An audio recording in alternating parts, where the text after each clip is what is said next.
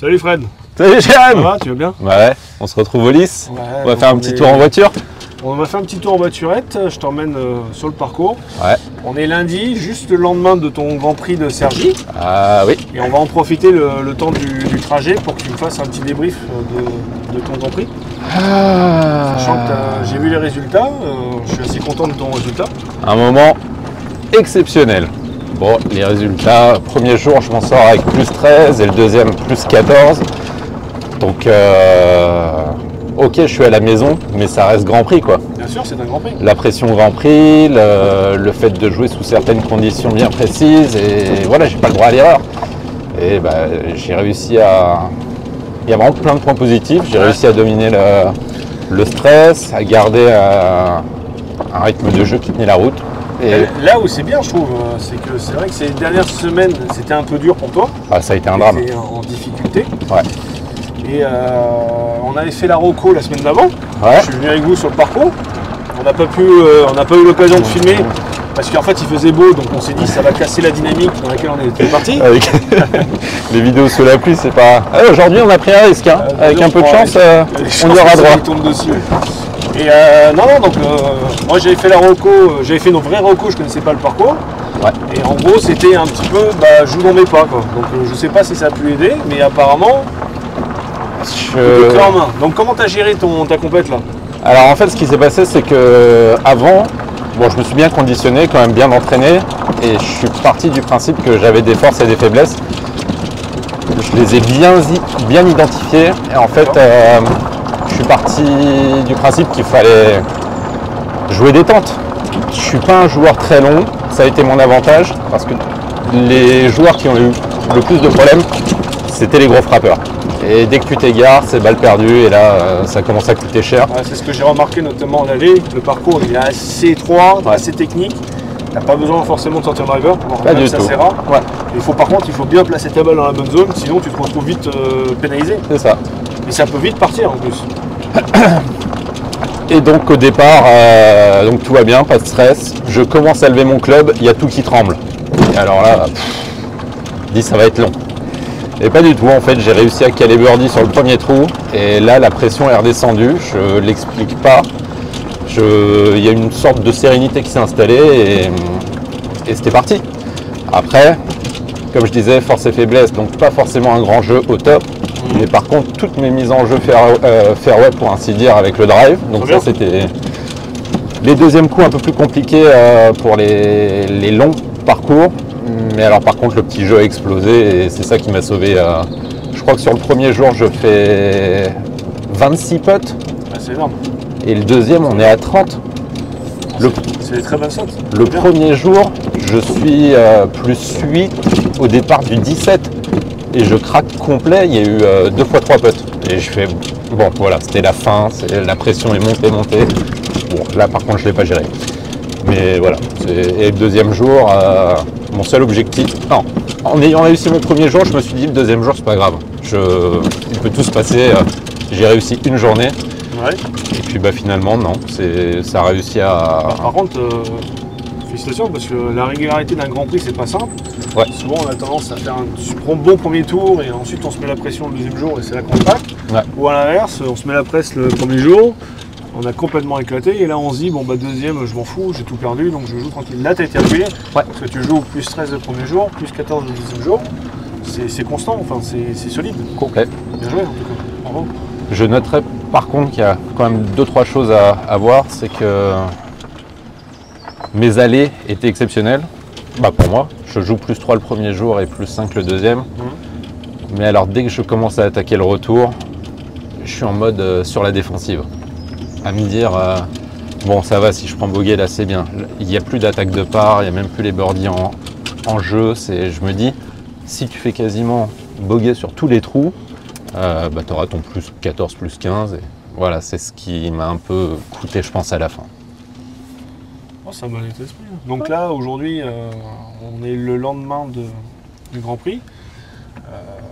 Quels seraient les points à travailler pour consolider ton jeu ou en tout cas rectifier les situations qui t'ont mis en difficulté? Alors, il y a eu plein de choses très intéressantes. Petit jeu, on est quand même pas trop mal calé. Il faut que je continue à le travailler, il faut qu'on voit.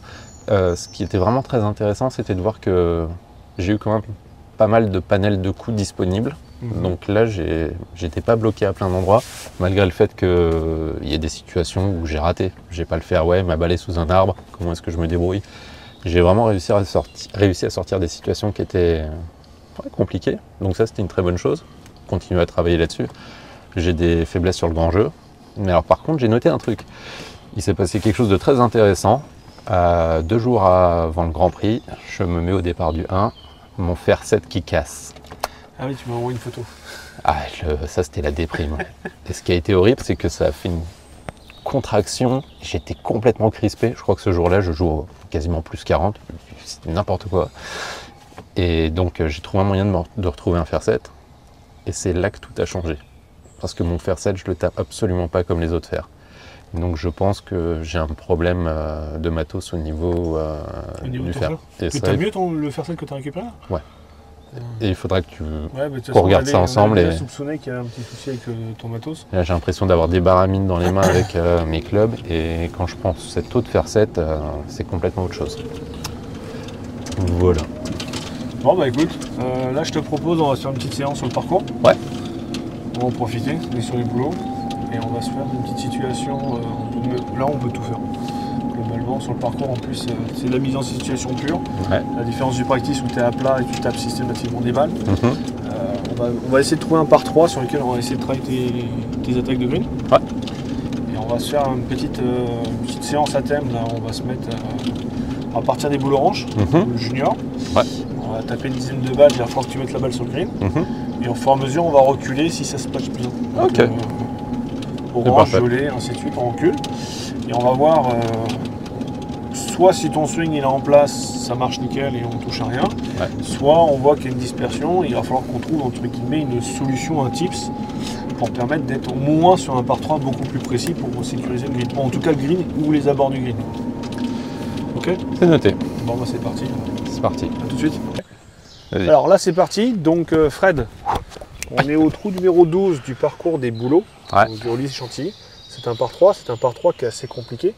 Pourquoi? Parce que des boules blanches, il est long, il est assez étroit, et le green n'est pas très grand. Ouais. En plus, le green est assez accidenté. Petit green, c'est pas plus mal pour travailler. Tu vois, en termes de profondeur, il fait 20 mètres, même pas, à peine 20 mètres. Et en largeur, il doit faire à peu près la même chose. Okay. Donc là, on est parti. Alors, je t'ai dit boule orange, mais en fait, j'ai changé d'avis. Il y a des boules pour le parcours vertes, c'est les départs pour le foot golf. Ouais. Donc, je vais y aller les drapeaux de foot golf à côté. Donc on va partir d'ici. J'ai enlevé le drapeau sur la situation. J'ai mis un panier qui balise le centre.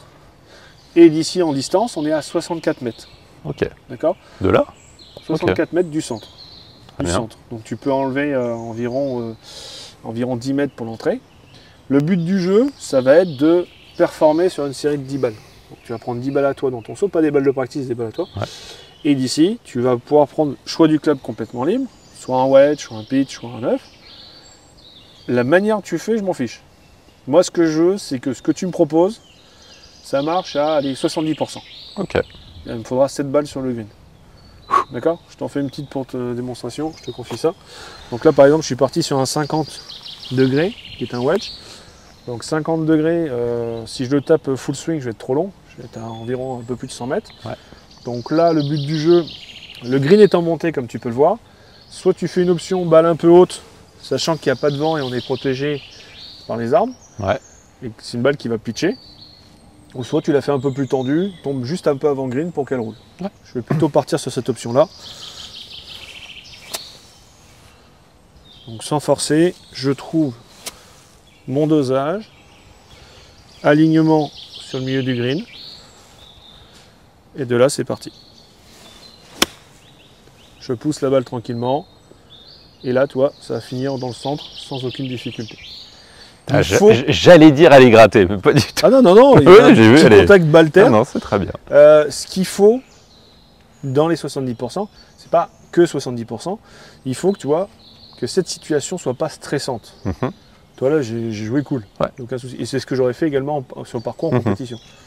Donc situation plus simple. J'aurais pu faire quelque chose de bien plus compliqué, mais compliqué, ça veut dire risque de déchets, mise en doute un petit peu de ma confiance, et derrière, ça peut vite partir en vrille. C'est ça. Ok? Ouais. Donc c'est parti, à toi de jouer. Ça marche. Ok, bon bah, c'est parti pour l'exercice. C'est parti, les 10 balles. Avant que tu joues, ouais. Tu nous expliques un petit peu, c'est quoi la trajectoire que tu as choisie alors, de faire? Moi je pars plutôt sur une balle basse, je suis pas très chaud comme je te l'ai dit, on n'a pas eu l'occasion forcément de faire beaucoup de practice. D'accord. Donc je vais pas chercher à faire de grands coups, je vais rester sur quelque chose d'assez petit en termes de swing. Style demi-swing, ouais. Ok. Avec donc, un pitch, j'ai vu. Je pars sur du pitch pour l'instant. Ok. Alors, quand vous êtes sur une trajectoire un peu basse, style approche mais très très longue approche, c'est le même principe. Full swing, tu prends ta direction et normalement le swing va conditionner la profondeur. Là, sur une approche, tu sais que tu as une phase d'envol et une phase de roule. Donc il faut déjà, avant de jouer, il faut que tu visualises déjà où est-ce que tu vas faire impacter, pitcher ta balle. Ouais. T'as décidé? J'ai ma petite idée. C'est à peu près, je pense, un petit 3-4 mètres avant l'entrée du green. Ok. Alors bah, c'est parti.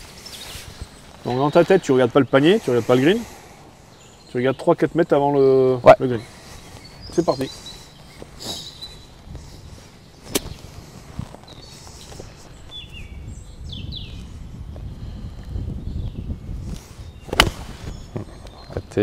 Un peu topé celle-là. Hein. Ouais. C'est la chauffe, c'est la chauffe. Il me reste encore 2 chances.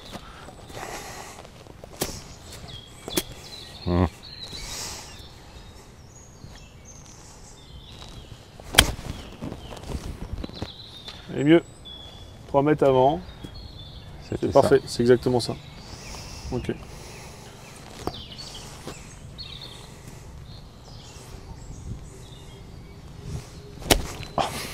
Okay. C'est raide, je c'est raide, c'est la pression, il y a tout qui redescend là. Imagine là, tout le monde est en train de faire des paris sur toi. Est-ce qu'il va réussir ou il va pas réussir?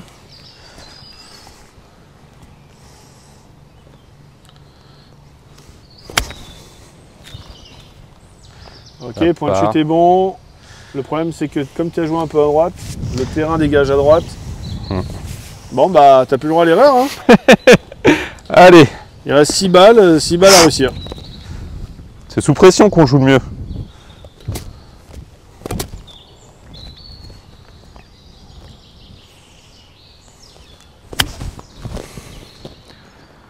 Magnifique. Ok. Ah, c'est parfait. Allez, c'est parti, on continue. Il reste 5 balles.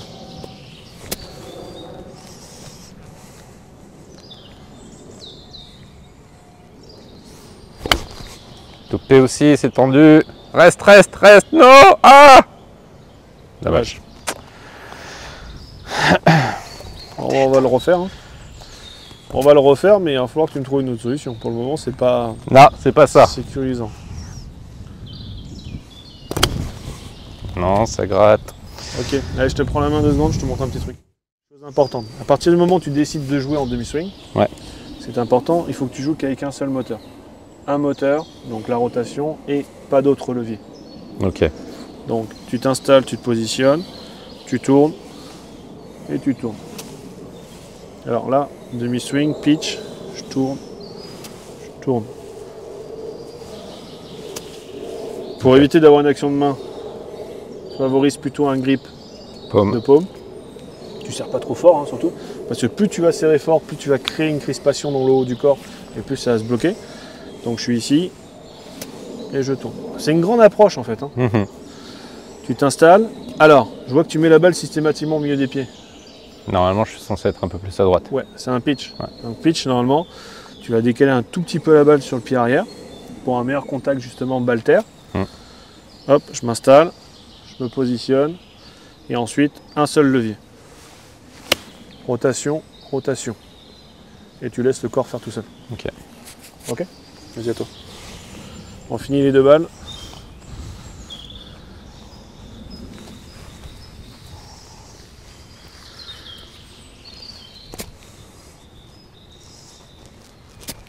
Ok, place ton club au milieu de tes pieds. Tu places ton club au milieu de tes pieds, vas-y, installe-toi. Ok, et là tu vois, automatiquement, tu as l'installation qui se fait bien. Ok, allez, c'est parti. Déjà le contact est mieux, regarde. Ouais. Là tu es connecté, c'est que le corps qui tourne, c'est super. Encore.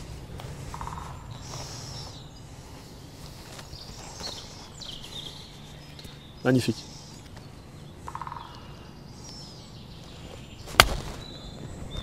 Tendu. Okay. Un peu tendu, tu as senti? Hein? Dans les bras et dans les épaules? Ouais. Okay. C'est bon, je commence à avoir l'idée. Bon, on va récupérer les balles et on se refait une série. Ça roule. Attends, bouge pas. C'est reparti donc pour la deuxième série. Deuxième tentative. Allez, placement et moteur. Magnifique ça. Bravo.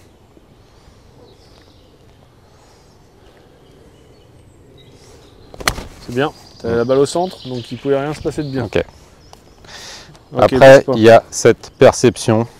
Bouge pas, bouge pas, bouge pas. Je te tourne un petit peu. Désolé pour le tournis. Hop, on va se remettre dans l'axe. C'est intéressant aussi de voir ça.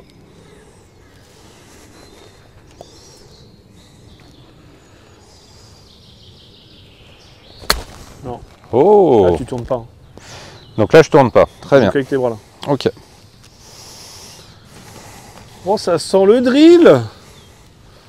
J'ai commencé à préparer la petite serviette. Mais non. Tu me dis je tourne pas, je sais direct quoi faire. C'est ça qui est bien.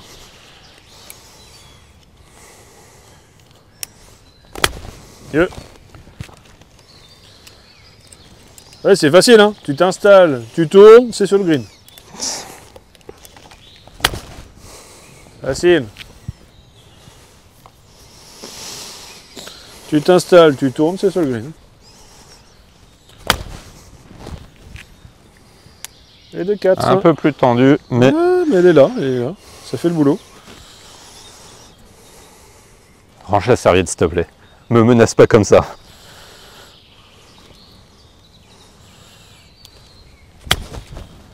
Ah, par contre, 5. l'attaque des moucherons... C'est quand même bizarre, hein. Je sors la serviette, d'un seul coup, c'est plus le même homme. Je t'ai prévenu, les menaces, c'est une question de motivation, on sent. Hein. Et de 6. Magnifique ça. Oh! Il en reste une. C'est la dernière. Allez. Positionnement. Voilà un peu sur le pied arrière. Swing d'essai, focus sur ta dynamique et sur l'amplitude. Non, t'es trop au centre là. Voilà.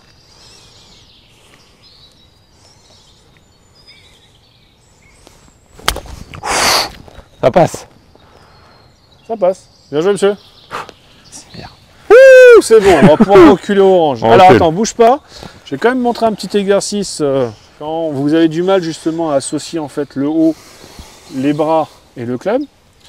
Exercice très connu, hein, enfin, faut retrouver un peu chez tous les pros. C'est un basique, c'est un classique. Vous calez justement la serviette sous les deux bras. Vas-y, mets-toi en place, adresse. Et de là, c'est simple.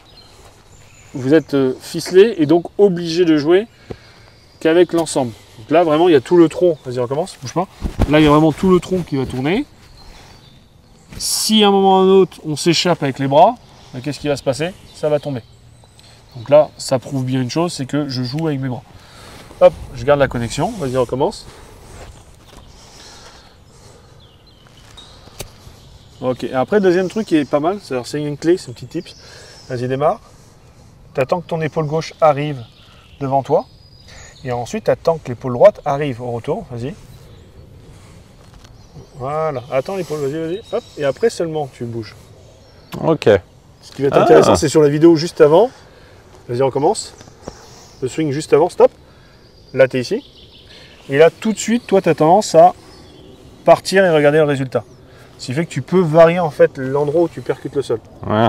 Alors que si tu attends que l'épaule droite arrive en dessous, il n'y a pas de variation de hauteur, tu es sûr d'avoir un bon contact, et ensuite c'est l'épaule droite à son tour qui va pousser ta tête.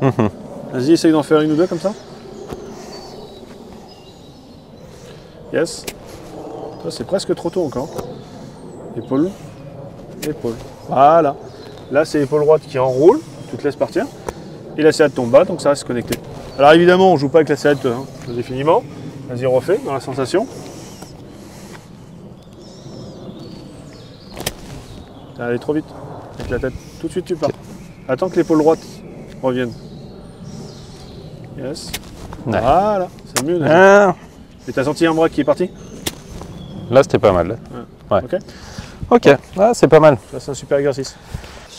Donc on est sur le trou numéro 8. C'est un par 3, c'est des boulots. Il est un peu différent parce qu'en fait, il n'y a pas de place avant le green pour la faire monter, pour la faire rouler. Donc il va falloir forcément avoir un coup un peu plus en hauteur, c'est intéressant. Le green est en cuvette, donc le green est descendant puis remontant. Donc tout est propice en fait à faire une balle qui va tomber dessus directement. Là on est à 80. On avait dit 88 mètres. Ah non, 95. Ouais. 95 mètres. Donc tu pars sur quoi? Écoute, je pense que je vais prendre un 52. 52? Je pense que c'est une bonne solution. On fait une petite pour le plaisir. Donc là, 95, on serait quasiment sur un full 50 pour moi. Donc là, j'ai mis le saut vraiment au milieu. De toute façon, là, par contre, si tu joues un peu à droite ou un peu à gauche, la balle ne sortira pas du green. Hein. Ouais. Au contraire, c'est plutôt une cuvette. Donc ça, il faut vraiment attraper le green. Donc quasiment full swing. Je vais faire un swing complet, mais sans trop l'appuyer. Tu vois ce que je veux dire ou pas? Ouais, très bien.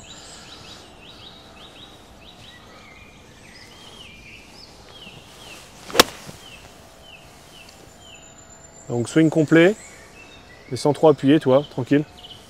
L'avantage, avoir un swing complet, ça va donner de la vitesse, donc la balle va monter. Ouais. Elle tombe sur le green et ça tombe. Et ensuite, ça fait. Il y a beaucoup moins de côté aléatoire par rapport à des balles tendues. Ouais. C'est bien ça ce marche. petit coup là, hein, c'est sympa. Hein. J'aime bien cette distance. Elle a l'air collée au haut. Allez. Magnifique. Ouais, courte. C'est un très joli coup, mais il te manque quelques mètres. Je sais exactement pourquoi. Ah. C'est incroyable d'avoir un swing aussi délié, fluide à l'essai et d'être complètement tendu. Là, c'est mieux. Je vais voir si je dois en rajouter un peu. Ça fait pas. Ça manque un peu de vitesse, c'est tout. T'es sûr que ça va pas t'obliger à forcer là? Non. Ok. Je pense vraiment qu'il en manque juste un tout petit peu. Bon, celle-là, il n'y a pas de discussion. Magnifique. Ouais. C'est bien accéléré, c'est bien rentré dedans. C'est pas forcé, on est d'accord. Hein. Non. C'est juste un peu plus de vitesse.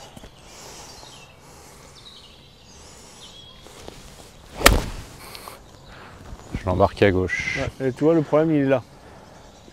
Le problème de ce genre de coup où tu vas te retrouver limite, tu sais qu'il te manque un peu de vitesse, qu'est-ce que tu vas faire? Tu vas accélérer, ce que j'appelle un petit peu forcer. Conséquence, tu vas avoir une irrégularité dans ton contact. Donc un coup tu vas rentrer dedans, un coup tu vas rester un peu en arrière. Donc là il faut que je change de club. Ok. Ouais, je pense peut-être changer de club. J'en tente une dernière. Finis ta série quand même. Et après on recommencera peut-être une petite série. Ou pas. Magnifique celle-là. Mais tu vois, regarde. Ah non, je... Ouais. Honnêtement, il manque 5 mètres.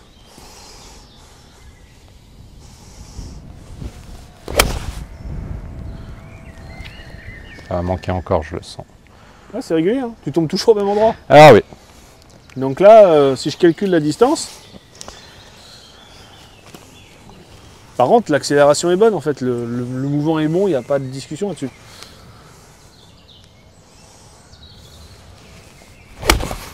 Tu vois, tu fais environ 82-83 mètres. Ok.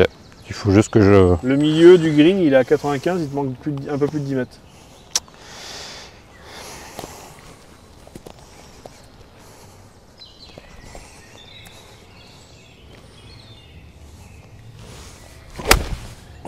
Magnifique. J'ai jamais fait autant de niveau de ma vie. Ah mais c'est canon là. Regarde. Après c'est régulier.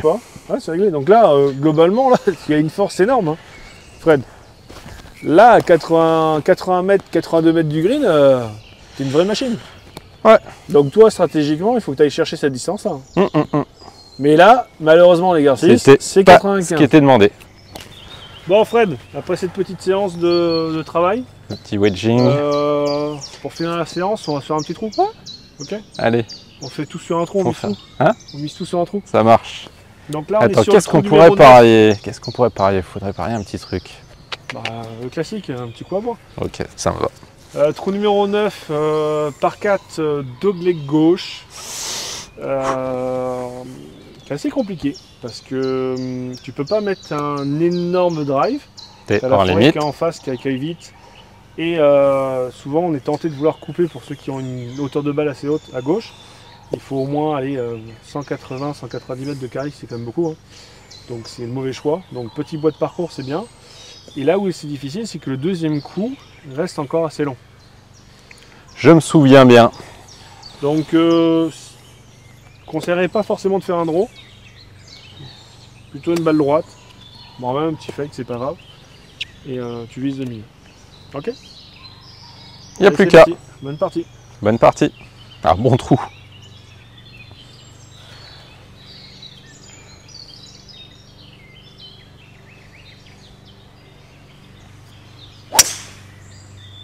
Pas.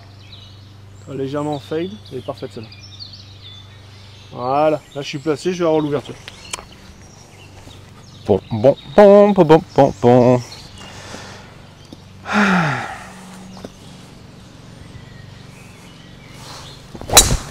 Ouais, bien.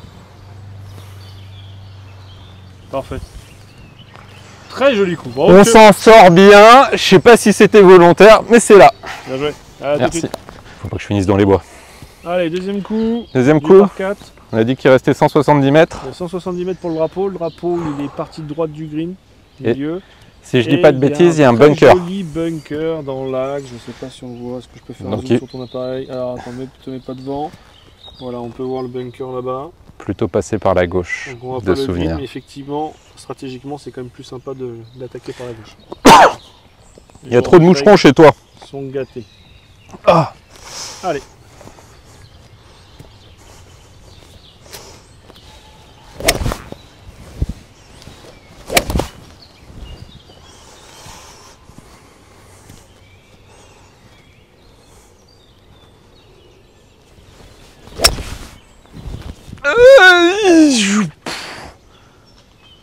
Alors Fred, on va avoir un petit problème tous les deux. Je me suis aligné là. Si tu commences à me faire les balles droites, ça va être compliqué l'histoire. Je me suis aligné là ou pas? Ta trajectoire naturellement est en fade, donc généralement tu sors toujours Ah la balle. Ouais. Toujours un petit peu en poule, donc toujours un peu à gauche, et ensuite avec une face ouverte, justement où tu ramènes la trajectoire. Là tu as eu que la première composante, c'est-à-dire poule, tu es venu, et là ce qui s'est passé c'est qu'au niveau des mains, au lieu d'avoir les mains bloquées pour faire ton fly, bah tu as relâché tes mains. D'ailleurs le coup était magnifique, mais ta balle est restée tout droite. On va mettre une deuxième. Allez, Je pense pas que je retrouve la première. t'inquiète pas, je vais te la retrouver. Beaucoup mieux. Et tu vois, là tu as les mains un peu tenues, ce qui fait que tu as ton petit fade naturel. Ouais. On le voit, ils regarderont la vidéo, Mhm. mais tu as les mains qui sont là, à la fin. Voilà, ici. Main en dessous de la canne. Ouais. Ça, c'est vraiment une caractéristique du fader.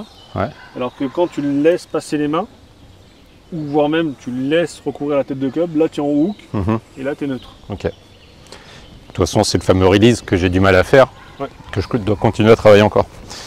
Allez, next. Deuxième coup pour Jérém, qui est à peu près la même distance que moi. Exactement, j'ai la même distance que toi, sauf que le drapeau, toi, est derrière les armes à droite. Ouais. Un peu compliqué, donc je vais jouer partie gauche du green derrière la butte. Et je vais essayer de lui imprégner un effet justement de fade. Ça marche. Mais je vais pas le faire comme toi. Je vais pas bloquer mes mains. Je vais simplement, dans ma préposition, je vais installer mon corps vers la direction de départ.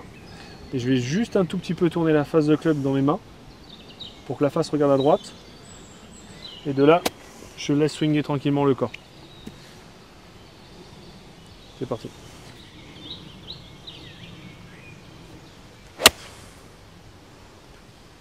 Allez. Oh, elle est dans le trou celle-là, non? Oh, je pense qu'elle n'est pas aussi bien que la mienne, mais Ah, je allez, t'ai mis c'est une parti. petite option. Bon, c'est parti. Alors, comme promis, je t'ai trouvé ta balle. En Ouais, gros. t'étais vraiment pas obligé. Donc, le trou est par là-bas. Là où il s'en sort bien, Fred, c'est qu'il a quand même Un bon lie. un bon line, mais il n'y a pas beaucoup de place pour sortir la balle. T'as fait quoi comme club? 56. Allez, 56. Comme je t'ai dit, tu prends très peu de sol. Et si tu forces pas, ça sort tout seul. Point de chute. Magnifique.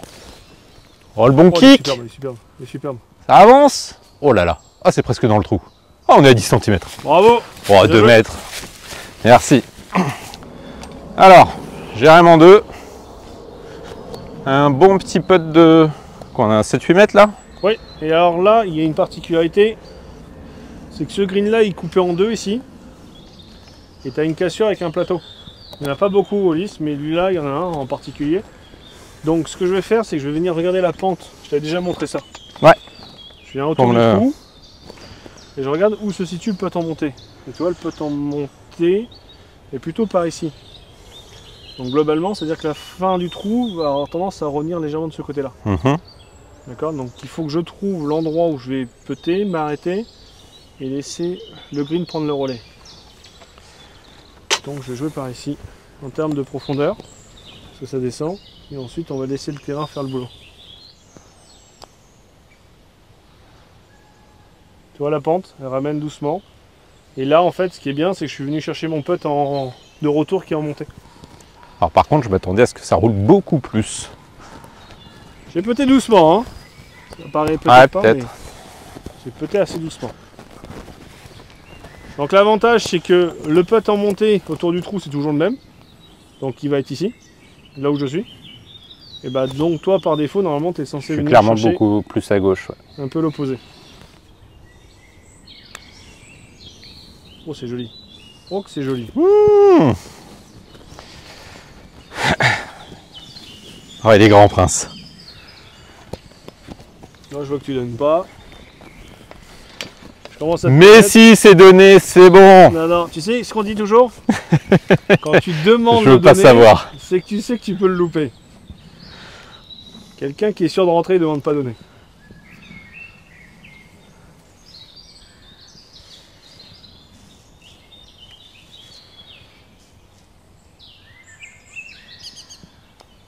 Allez, ça fait pas. Bien joué, bien joué, bien joué. Merci. Allez, c'est parti. Bon bah retour au club boss.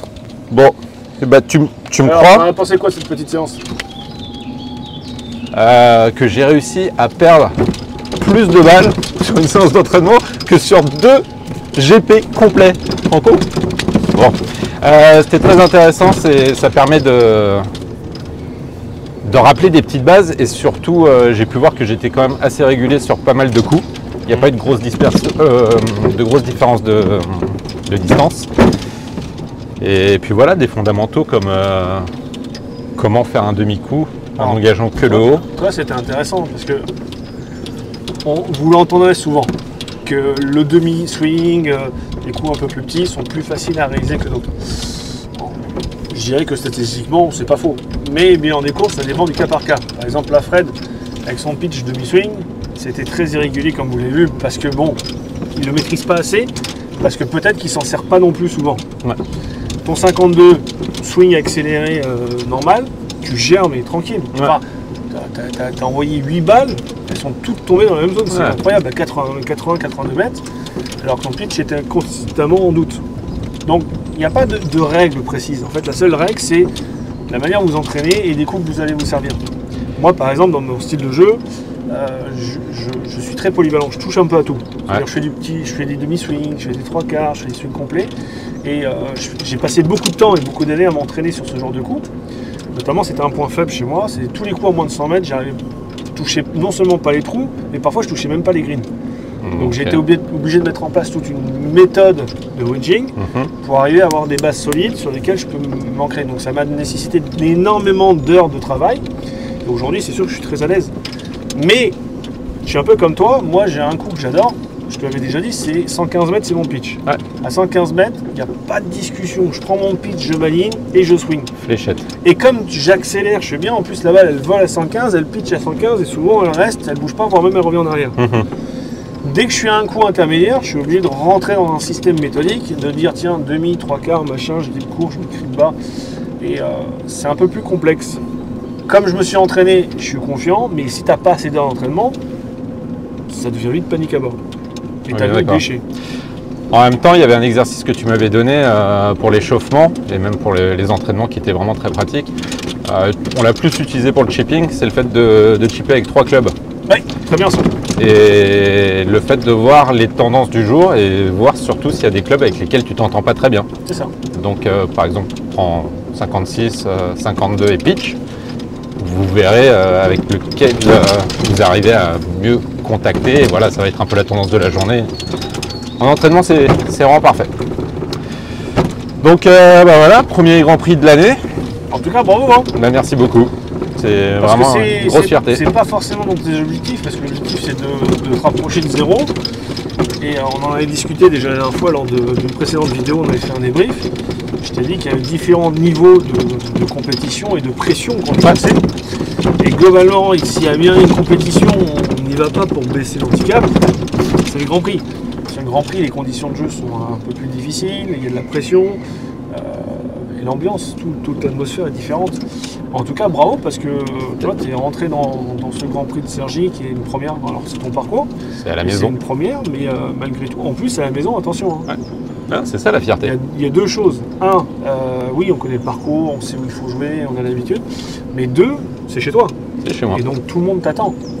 Il y a un peu de ça. Toi, tu joues dans l'équipe, ouais. Tu as tes collègues de l'équipe, les partenaires d'équipe, tu as les membres que tu côtoies toujours au jour, ils sont là, ils regardent le tableau, ils vont dire qu'est-ce qu'il fait Fred? Est-ce qu'il joue bien finalement? En plus, tu as lancé une chaîne vidéo. Donc tu as une pression. La pression supplémentaire, on est d'accord. Est-ce qu'il fait des vidéos pour nous raconter sa vie en affaires, ou est-ce que finalement il bosse, ça travaille?